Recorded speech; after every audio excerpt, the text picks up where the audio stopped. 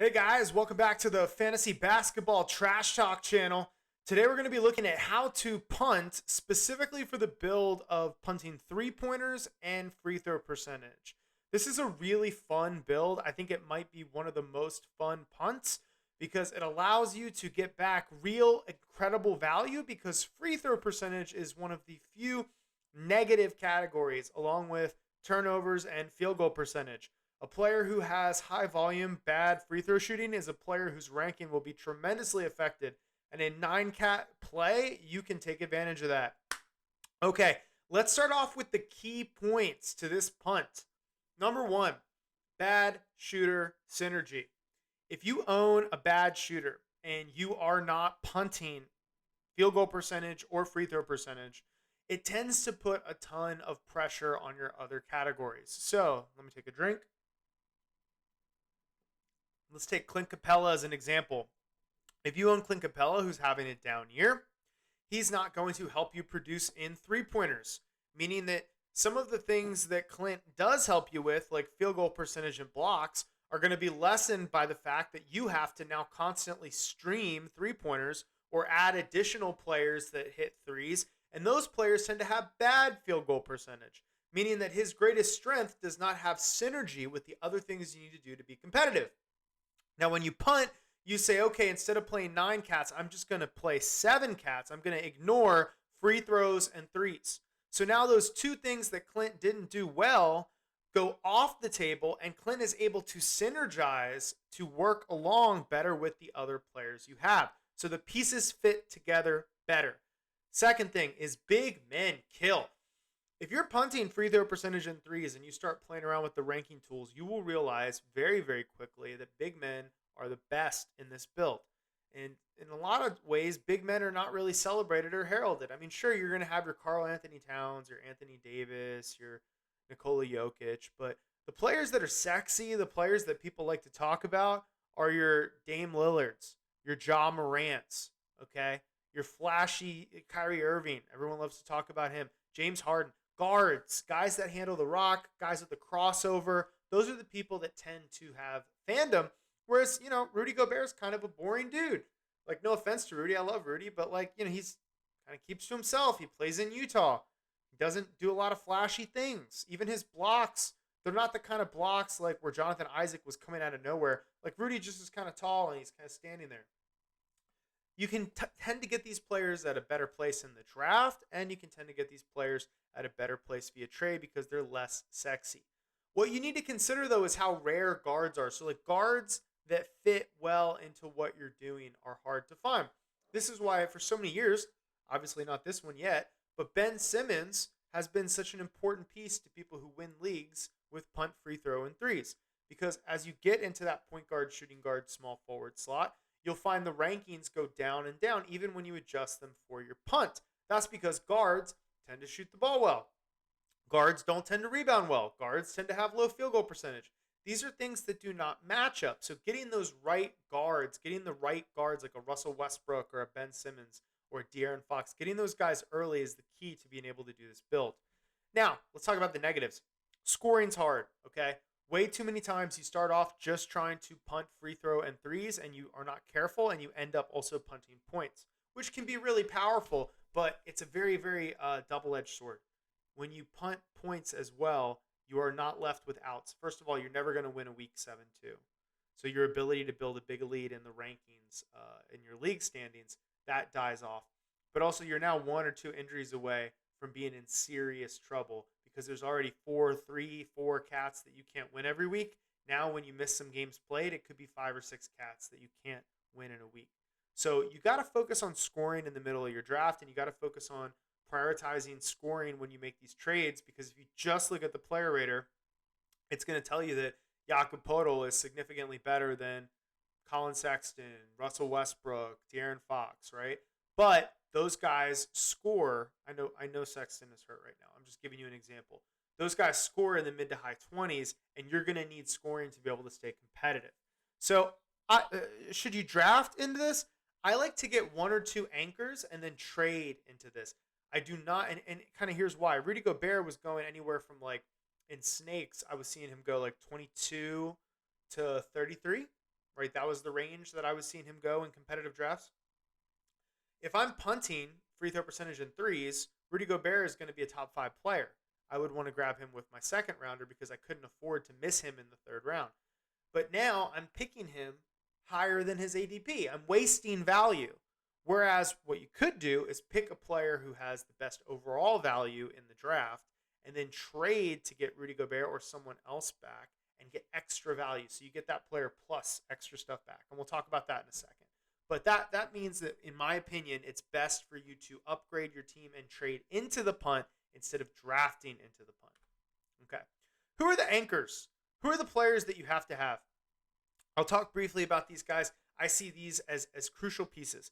If you are trying to do a punt free throw team and you don't have any of these 6 guys, you're probably going to struggle. I'm not going to say it's impossible for you to win, but you're going to struggle. I did leave one person off, and that's Russel Westbrook. And that's because I don't think with his age and injury history, he should be considered an anchor, okay? Everyone else on this list is relatively healthy, okay? Everyone else on this list plays games. Everyone else on this list has a prime position. Russell Westbrook at 32 years old as a point guard, I didn't feel comfortable adding him as an anchor. Okay, let's talk about why these guys are anchors. Rudy Gobert, one of the single greatest sources of the 3 cats that you tend to need, and that's blocks, rebounds, field goal percentage. Also, he's going to give you 14 or 15 points. He's not going to hurt you on the point stand. Ben Simmons is so valuable because he's a point guard giving you big man cats. Right now he's not playing, but the odds of him missing the entire season are pretty low. If he's out there, you could probably get him for cheap. Look for an owner that has him that's not doing very well in the standings. They're going to be more likely to trade. Draymond Green is incredible. Now, Draymond Green in regular fantasy is never going to be a top 12 player. Draymond Green in a couple different combinations of punt free throw or punt points can be a top 12 player. Later on in the season, as you get closer and closer to your playoffs, you might want to consider adding punt points, in which case Draymond becomes an absolute god. I really like Draymond as your 3rd or 4th best player, as your anchor piece, right, when you start building this.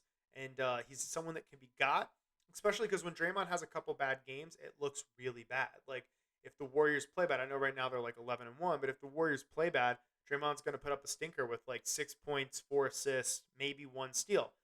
The owner's going to be like, oh, I'm not really getting anything. And now you come in with that shiny, sexy 18 points per game of Gordon Hayward, and it's like, ooh, wow, looks like I'm getting away with robbery. You're not, though, because you're trading into your punt. Giannis, don't really have much to say about him. I don't like Giannis as a primary anchor, not because he's not good. He's a top 3 player in this build, but because historically the Bucks have rested their best players in what ends up being the fantasy basketball playoffs. So it costs so much to get Giannis. You're not getting him outside of the first round. If you're playing auction, you're spending over $55, $60 to get him. There's so many combinations of players you can get. One of the good things about Giannis is he scores a lot. And in a time where you're going to struggle to score later on in this build, he's really helpful. You might be thinking, oh, Josh, Nikola Jokic shoots free throws really well. Yeah, but he doesn't hit threes, and he shoots a relatively low volume. He's more in the 4 to 5 free throw game territory. He's not in the 10 to 12. So yeah, you're not getting a benefit of his good free throw shooting, but the volume is negligible.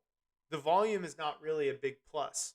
De'Aaron Fox is a guy that will hurt you on field goal percentage, but he also is a high volume scorer, and your team tends to over-concentrate. And we'll talk about that in a little bit, to where you might end up having like a 54, 55% team field goal percentage. You can afford to have one 42%, 43% shooter in a week with De'Aaron Fox.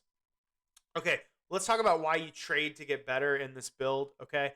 Equal ranks, not equal skill. I'm going to go ahead and pull up basketballmonster.com's player rankings, and I'm going to show you what I mean by equal ranks, not equal skill. Let me check OBS real quick, make sure that you guys can see this. I'm going to switch my head position really quick. Boom. Okay, so now you can see the names on the side, okay? So as I scroll down here, I'm going to stop in the 4th round. And right there you see 38th, Rudy Gobert. What you want to look for is the giant red blocks. These giant red blocks give you an indication of the type of players that are going to be good in your build. This deep red over here that, oh man, damn it, I'm blocking it again, aren't I? Ah, shit, okay. Now you can see it. Okay. Right there. Right above my head, there's going to be a giant red block that says -2.0 that is Rudy Gobert's free throw percentage negativity. A little bit below him is Domantas Sabonis. Domantas Sabonis has a negative 0.95. Both of these guys are overall ranked in between 38 and 40. But when you put punt free throw percentage in, and then you add punt 3, suddenly Rudy Gobert is the 4th best player in fantasy. Right over here. Right here. Rudy Gobert, 4th best player in fantasy after you apply those punts. Domantas Sabonis, even with a rough start, 18th. Okay? So if you're approaching trading with a player and that player has Sabonis and isn't really happy with how Sabonis started, and they're not punting free throw percentage, you can approach them and try to get him for someone that's in the 30 to 40 to, or maybe a player in the 40 range and a player in the 50 range. And they go, wow, that's not really that bad. And you're getting a player back who's going to play like a top 10, a top 15, a top 20 player. Remember, we trade, the more trades that we do that are even on paper, but a positive in your punt, as long as you take advantage of the fact that these players have lower value outside of the punt and these players have lower name recognition, you're going to be able to win these trades again and again. Don't try to do the 2-for-1 trade all the time. 2-for-2s and 3-for-2s are your best friend, especially if they got a guy towards the end of their bench that really fits what you're doing, but isn't great for them. When you go into punts, you can start to find all these extra sources of value that the traditional rankings aren't going to show you.